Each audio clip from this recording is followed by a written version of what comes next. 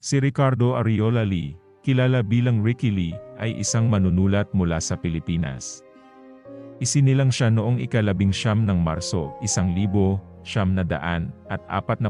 sa Daet, Camarines Norte. Higit siyang popular bilang isa sa itinuturing na pinakamahusay na scriptwriter ng bansa sa larangan ng pelikula at telebisyon, bagamat kilala rin siya sa kanyang masining na kontribusyon sa larangan ng maikling kwento, nobela, dula at pamamahayag. Marami sa kanyang mga pelikula ay naipalabas na sa Cannes, Toronto, Berlin, at iba pang mga internasyonal na film festivals.